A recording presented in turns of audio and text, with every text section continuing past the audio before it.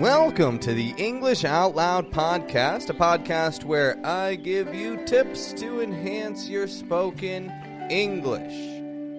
We talk about culture, we talk about speech, we talk about talking, and how you can talk, honestly, a little closer to the way that I do. Well, today, actually, I brought a guest on to do a little bit of talking with me. This is a student of mine. He goes by the name of Kiran. Yeah, we've been working together for a little while. He comes from India. This guy, Kiran. Kiran comes from India, from Chennai, in southern India. You see, for those listening who aren't from India, India is massive. A lot of people honestly underestimate the size of India. It's pretty much the size of Europe, kind of.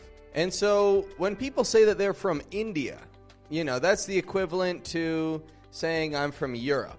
It's like, okay, where in India? Is it from the north in Delhi? Is it from the south in Kerala or Chennai, as we're seeing with this chat here today? They speak different languages all over India. The English, however, is widely spoken in India. And so Mr. Kiran here has spoken English most of his life. He's been in the United States for 16 years, and in those 16 years, he's had a couple times where people have tried to scam him out of his money. Now, a couple of episodes ago, I was talking about scams that you may run into in the United States. And trust me, people try and pull these off. Mr. Kiran here is going to talk about a few times when he was able to outsmart these scammers. A few red flags went off for him, and he said, something's going on here. You know, there's something fishy about this guy. They're trying to take me for a ride. And before we get into it, let's think about those words. Fishy. Something fishy about this. Fishy is to say suspicious. Something doesn't seem right. How about this other one that I said? Take me for a ride. Well, I mentioned that the other day too. To take someone for a ride is to cheat them. To get something through cheating them.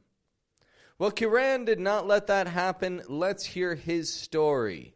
Also, just as a side note, I apologize for the microphone in the following audio because, well, I wasn't using the really nice one that I'm using right now. I was using a lower quality one. But still, that's good stuff. I've got here today a student of mine, a gentleman who goes by the name of Kiran. And Kiran has lived in the U.S. for a number of years now. He has had some experiences in which he's had people try to take his money. So, I'd like to introduce you today, Kiran. Why don't you tell my listeners a little bit about yourself? Patrick, to begin with, thanks for giving me an opportunity. I learned a lot from your class, so thank you for that. No problem. Yeah, so, I mean, in everywhere you'll be facing a different people and you don't know what you're going to face. So I'm going to share some of my experience be cheated or what you can say, like a different type of scams. So the first thing is we do when we come to US specifically, you like to look out for a car because here in some of the cities the public transport is not that good.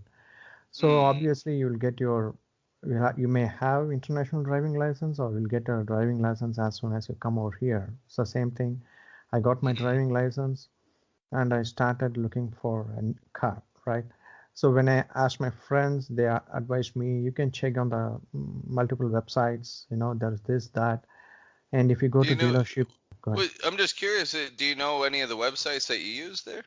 Yeah, they told me you can look at the Craigslist. I mean, many people said. That's a big one, yeah. Yeah, Craigslist.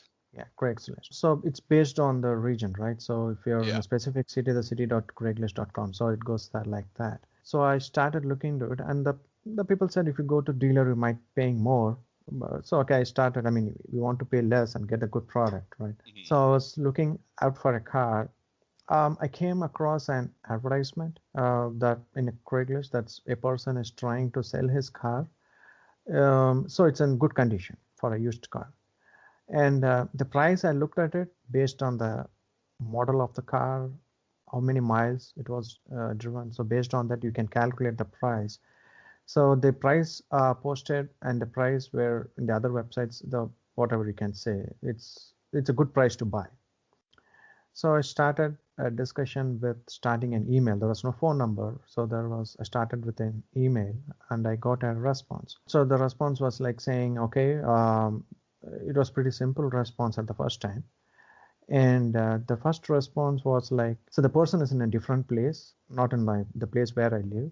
So he said, Hmm. I cannot drive to your place. So what we can do, you pay half the price, like a wire transfer, and I'll Hmm. ship the car, and you can have the car once you are happy with it, like he said, like a week's time or Hmm. something, and you can pay the rest of the money. So let me get this straight real quick. So you would send him the money, he would supposedly ship the car over to you, and then you'd send him the other half of the money. How That's right. much money was he asking in the first Yeah, place? it was like $9,000. Oh, so Yeah. you would have sent him nine. I mean, he was hoping to get just. I wanted to buy for a maximum 7 grand, but when I came Hmm. across this ad, it's like almost, it has a less miles and Hmm. latest model, and it's like, usually we're tempted to buy like that, right? We have one thing in mind, but looking at the other features, okay, I have this one, okay, let me go for it. I'll I can use the other beyond my budget. Okay, I can take it from here, something like that. So initially, okay, I thought I'm ready to send him like $5,000. Like actually, I need to send $4,500. I want to like I was asking him about the details, how to send. I mean, he had mentioned like you have to do a wire transfer. Once you write the wire transfer, you have to send me an email. Then the process starts or something like that. So what Ah. happened was like, yeah, so because it was on beyond my budget, what I was thinking, okay, it was like Yeah, one two day night. thousand dollars outside. Yeah. So I was thinking I had like, okay, it was on the night time. Okay, let me think about this in the morning. Yeah. So there was a 12-hour gap. Mm. And then it's like the next day morning and around 11 o'clock, I'm planning to go to do a wire transfer, whatever he said, the mention, Hmm. and then then I can do that. So but after 12-hour gap, I got an Hmm. email. So the email stated saying, because of this economy, I lost my job, I have to move to a different place, I need to sell my car to run my family, and my Hmm. kids are so and so. I was like, the deal between me and the seller is like, I'm going to buy a car, is anything related to the selling of a car conversation. Yeah. I'm not expecting his own story, right? You're Why a not per his therapist. Yeah. So Exactly. Yeah. details of the thing, and Hmm. again, it is in the specific format. It's not like usually when you do a conversation, it will be like casual conversation between two friends. Like it's not an official email of saying, okay, I have a company name. This it's not like that, right? So it was like a long email, and I then had a doubt. I mean, had a doubt in the sense why he's saying unnecessary things to me, which is not required. Hmm. I'm not worried of his moving. I'm just need to buy a car. So I don't know, something strike. What I did, I just copied a paragraph of his email, and I Hmm. just put it in the search in the Google, and there it comes. It's like Hmm. there's many websites showing, okay, there's a scam going around like this. Please be aware, Hmm. there's so many mails. So it's like, Wow. so the thing is, I was about to step out to do a wire transfer, and that email he sent had triggered me to do something, and I did a Google search, and that's I don't Yeah. know. He was trying a little too hard to sell this idea. That's true. Wow. Yeah. So I mean, yeah, I guess it's like a big people or big company or something is happening over there. They have their own strategy. First send a Hmm. response, or it is an auto response of the machine. And if there is a delay in the response, the robot or whatever the machine, it sends in another reply. creating a Oh sympathy or yeah. something like that. There should be something. I'm sure. So this advertisement might be in the different types of Craigslist, right? Like I'm saying, if I'm the New York Craigslist, there may be New Jersey Craigslist, there may be any city name Craigslist, right? So the same Yeah. person posting, I'm saying, as a person, he may not be posting in every website. So he would have created some program or something, posting in all the sites and respond accordingly. Hmm. If you get a wire transfer, it's no way to track. Yeah, Luckily, I got escaped from that. And I uh, agree though. I mean, some things to take away from this is that when there's a lack of maybe legitimate seeming conversation, a real salesperson will chat you up.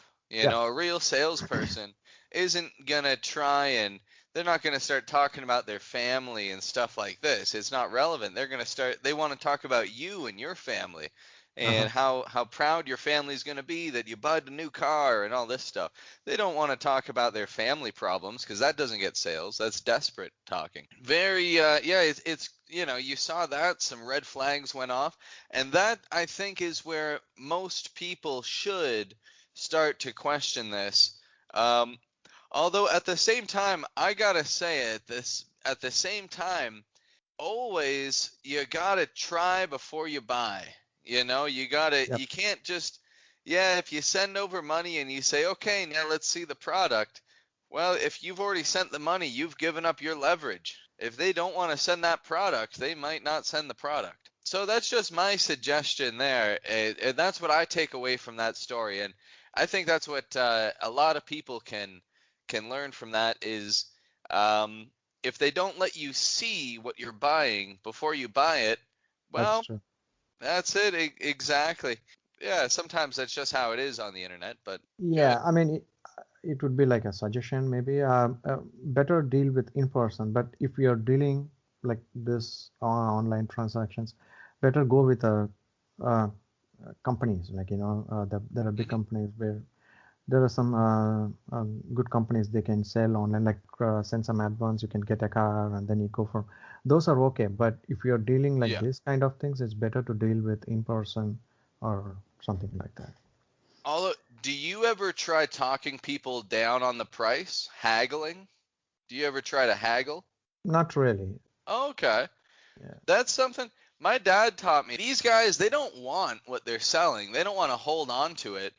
And so they're willing to part with it if for a little bit cheaper. You just got to Hmm. know the right words to say. You got to have that confidence to say, I don't think it's worth this price. That's where buying online has its real benefits because you can show up and you do a couple Google searches, what should I look for in a car? Yep. And then you show up and boom, you can talk like an expert, right? Now Yeah. you're the scam artist in a way. You're the one, you're just saving a couple bucks, but Yeah. yeah, it's if you show up and you say, I don't know, come on, it's a little rusty in this part and that's going to cost me in fuel mileage and blah blah blah. Then they'll say, okay, well, we can drop it a couple $100. Hmm. And then now, yeah, you're saving. My brother saved thousands of dollars, On the but same scenario, sorry for interrupting. I mean, oh, no worries.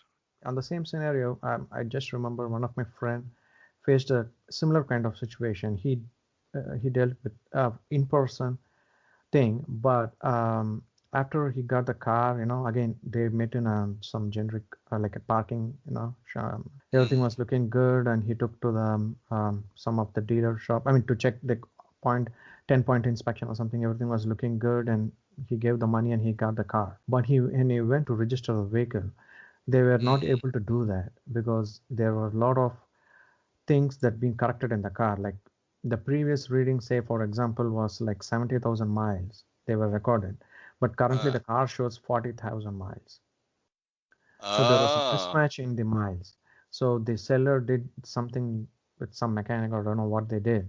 So mhm. they said they were not able to do a process. So he struggled a lot to get the license plate. In the end, did he get it? He got that, but he has to go through. Okay. Yeah, he went through a lot of hassles, and then finally, he was. I guess Mm, they matched the speedometer, and then then yeah, they did something.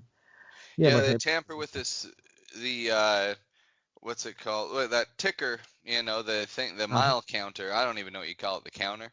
Yeah. But yeah, they Speedometer tamper or something. with it. Uh-huh. Oh, Well, I it's don't know. not quite the speedometer because that's for Yeah, your that's right. speed. It's something mile counter. Okay, I will go with mile counter.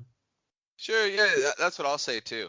Uh-huh. But yeah, you know what? I'm on the computer. Let's Google search this. What am I doing? What do you call the mile counter on a car?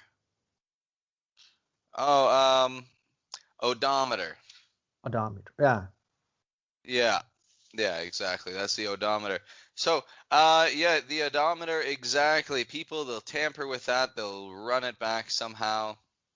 Goodness knows how, but I mean, it adds value to your car. That's the thing, I guess. They can sell Yeah. it for more if it has Yes, fewer that's miles. true. Yeah, it may So, not be worth half the price, but they are trying to sell yeah. it double the price. And so you're totally right. That's something people need to look for when they're coming into the States or if they're already in the States. If you're buying a used car, not a bad idea. Like I said, you can talk them down in the price. But like Mr. Karan says, you may have a little trouble with the odometer. People may tamper with that a little, make it Yeah. look like it hasn't gone so far. Again, I faced a couple of other different scams. Luckily, at the last minute, I was able to escape from that. So What else again, this happened to you? time I was trying to sell a couch. So it's like a recliner couch. So I want to sell it. I posted again in the same website, Craigslist. I got a different things, right? I just gave my email ID, nothing much. So they sent me an email and saying they are very much interested and they pay the price. And again, I got an email saying, okay, I'm not in town, but I'll send you a check and you can deposit the check, and after you get the money, what you do is you can ship the couch to the specific address or something like that. Hmm. And I said, okay, it was like 50-50, like, uh, this time I'm not going to give anything from my hand. I'm going to get, right? And Yeah. like the money, and then I do. So it's okay. Why don't we try? So I said, okay, I just had I want to talk to you in person. Okay. Not in person, sorry. He was not in town. And so he said, I want to talk to you, give me a number. He shared his number, phone number. Hmm. I had a call and he said the same reason. So everything looks legit. And he Was it said, like a local number or not a was it local a number. foreign number? I'm in the CST Central, Midwest, but he is in somewhere. The number is from somewhere in East Coast. I'm not sure which number it is. He said Hmm. he's going to get transferred to St. Louis, that's Midwest. Hmm. So he's going to come over to the place where I live. So I'm going, he said, like, I will give you the address, you ship it, then that works. So sounds legit. Okay, I tried and I said, okay. And he said, I'm not going to send my personal check. Rather, my company is going to send a check. Again, that started. Why his company is going to send a check to me? That's a Yeah, they're paying for who, I his mean, couch. which employer is like, okay, he's going to buy something, I'll pay for his. No, there might Yeah, be, but I don't know. sales are up this year. Yeah. Okay, I mean, I didn't say anything, right? I got the check and it's like three times of the price of the, I got it. Like, if I'm trying to sell it for 500, I got a check for $1,500. Mhm. I was like surprised. I mean, why they're sending me, and it's some company name, some company check. It looked like legit, the check. Mhm. And I had a question and I sent an email saying, why is this? Okay, oh, sorry, my company would have sent more. Actually, I wanted to buy different things. So they would have sent all to you. So what you do, you take your $500 and rest, I'll give you a number, transfer to that account, something like that. Hmm. So I thought, okay, looks like some different kind of scam based on my previous experience. Okay, let this go away. But anyway, I had a doubt. Okay, how this? I got a check. If I'm going to deposit, the money is going to be in my account, and how is going to track or how is going to be a scam or something like that. So then I went to a bank for depositing. I mean, just talking to one of the bank associate, and they said Hmm. there's a different kind of scam when you deposit a check. I forgot about the name, but if you deposit and if it is like a overdraft, they can get your account details. There is something like that if you deposit the kind of checks. Hmm. I mean, I'm not ready to deposit the check though, but I was eager to know about what time of scam it's like this. Yeah. it Yeah. sounds pretty different. I mean, it's giving a saying they're going to give money and how it will become a scam. There is some scam related to this check. I mean, if you're getting a check from unknown people or unknown company, Hmm. don't go and deposit unless you are sure about it. Yeah. Yeah. I read something actually on this American, the US.gov scam and frauds, common scams and frauds page. But they've got something here. It'll say, so what is it? Okay. Um, where is it? So a scammer sends you a check. If you cash it, you may be authorizing the purchase of items or signing up for a loan you didn't ask for.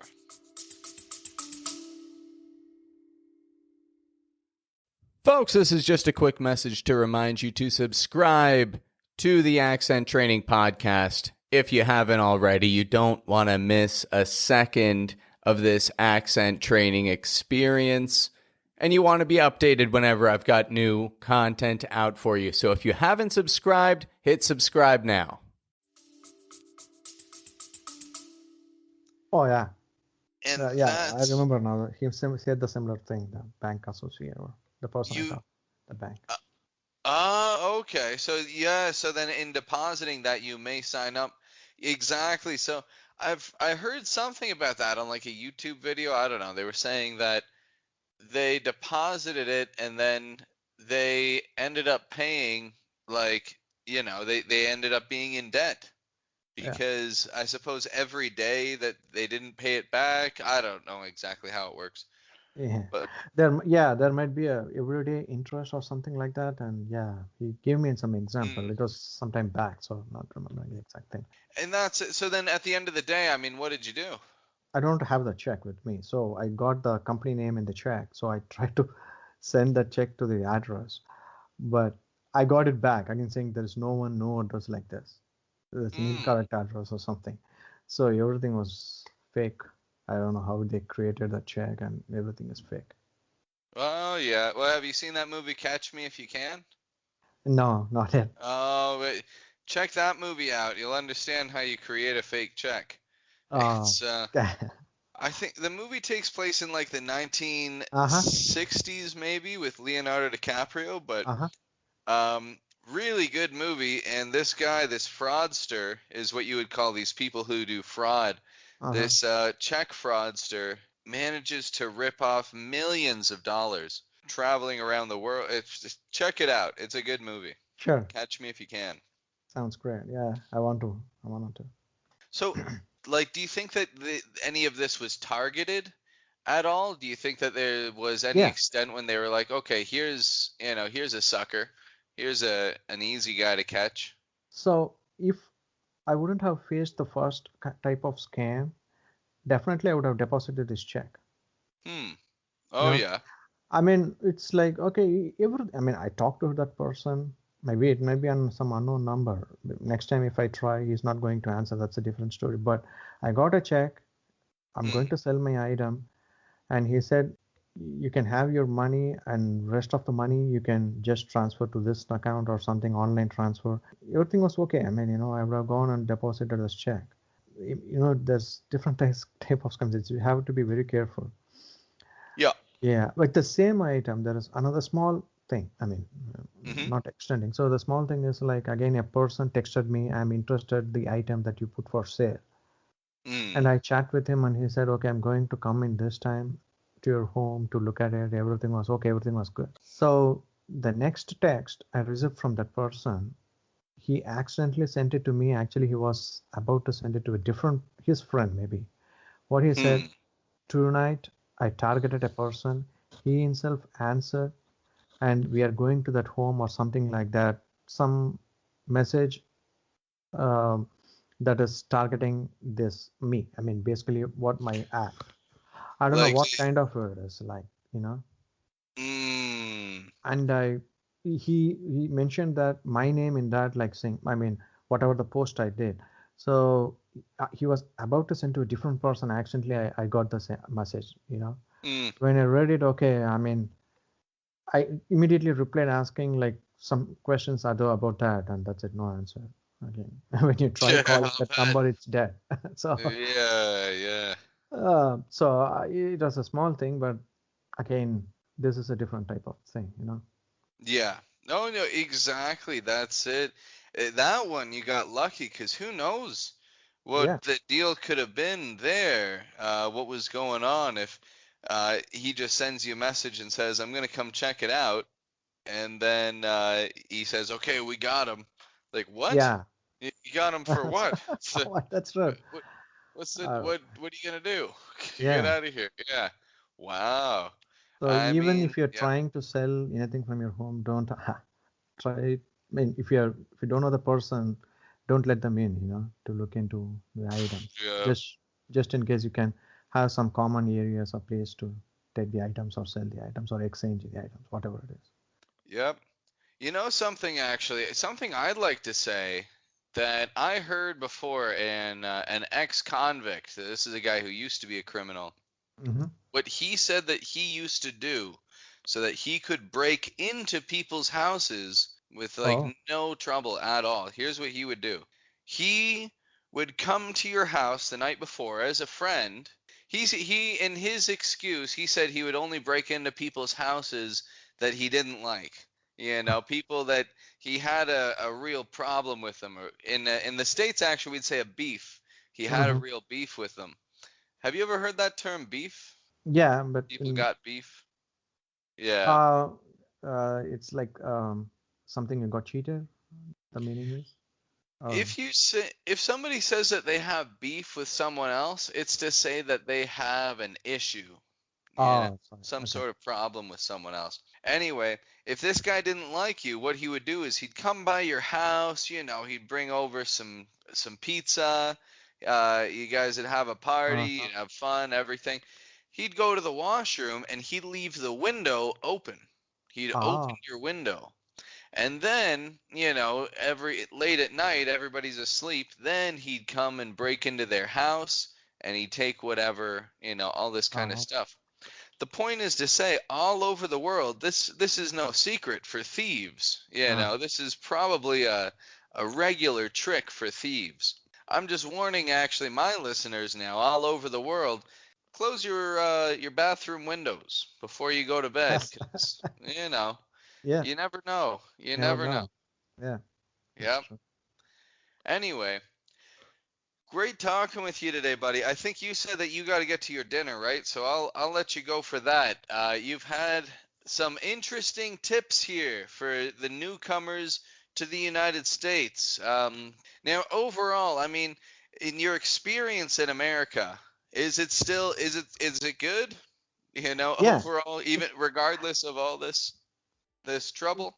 to my experience is really great. I mean, you'll come across you'll like 90% of the good people and 10% of the different kinds of people, but everywhere it's like that, you know. Hmm. By there is one saying that's like common man will learn by his experience, gentleman will learn by other experience. So whoever Huh. tries to come will like to be a gentleman, so they can take all this keeping in Yep. mind. Whenever they do something, just be very careful. But there are some legit people, but we have to do whatever we have Yep. to do. Yeah. I like this quote that you said that a common man will learn from experience, a gentleman will learn from other people's experiences. And that is indeed, well, that's why we have listeners. That's why I have people listening because they want to learn Yeah, from other people. that's true. So these, yeah, that's a saying everybody needs to remember. I'll say it one more time there, or you say it one more time. What was it again? A common man will learn by his experience, where gentlemen learn by others' experience. Others' experiences. Yeah, Yeah, experiences. Yeah. So, there you go. 'Cause many experiences. Absolutely. That is a good way to wrap this up. I like it. okay. Well, a pleasure talking with you today, Mr. Kiran. And My pleasure. So there you have it. Keep an eye out. If you're coming to America, fantastic place to live. You can very much enjoy yourself. You can make a lot of money. You can see a lot of success. But keep your wits about you. because people want to ruin your good time. All right, well, that just about wraps things up for today. I'd just like to say, if you haven't already, make sure to click that subscribe button. Leave a rating if you like. Ratings help me get a good understanding of what you like and what you don't like. So leave a rating, and we'll pick things up from here next week. Have a good one.